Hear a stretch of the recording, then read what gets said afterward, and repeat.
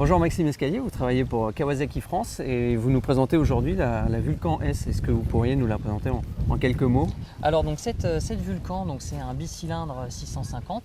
Le moteur est issu de la VR6 et de l'ER6. Elle a été déclinée.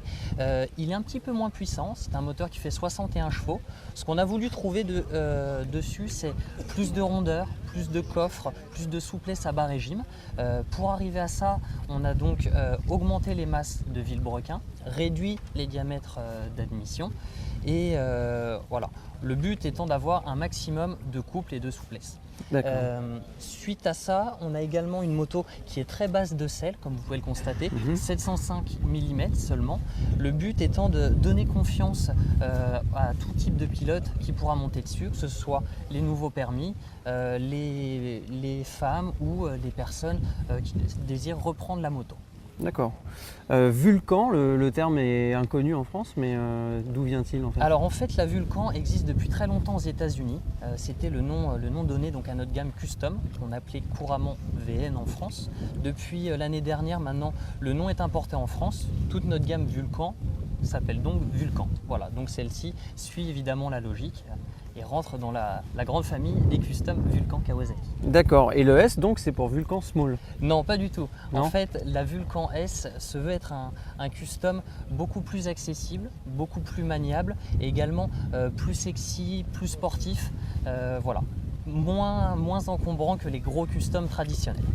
Et j'ai cru comprendre qu'on pouvait la décliner un peu à son goût, à sa stature, à son gabarit. Voilà, exactement. Donc cette moto a la particularité de pouvoir s'adapter à tous les gabarits des pilotes. Nous avons pour ça donc des repose-pieds ajustables en 3 positions. Donc là, réglés en standard, on peut les avancer ou les reculer.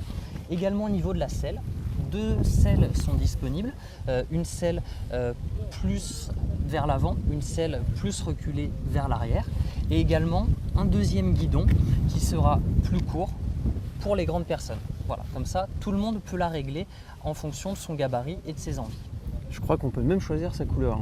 On peut même choisir sa couleur, effectivement. Elle est disponible dans ce coloris violet pailleté, mais également noir et blanc, en fonction donc des choix de chacun. Et la date de sortie, les tarifs? Date de sortie, la disponibilité est pour ainsi dire immédiate, parce qu'elle sera en concession à partir de la mi-février, donc dans quelques jours.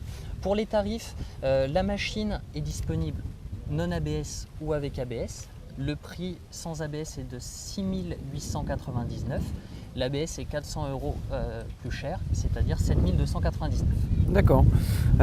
Pour conclure, est-ce que vous auriez 3 points forts et 3 points faibles à citer sur cette moto? Alors le point fort, évidemment, son look plutôt sexy et très attrayant, qui va changer des customs habituels.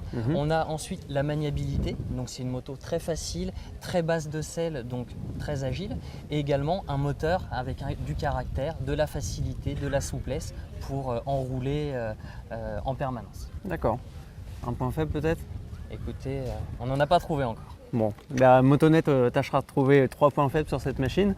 On vous donne rendez-vous donc sur www.moto-net.com pour lire l'essai complet de cette Vulcan S. Merci Maxime. De rien.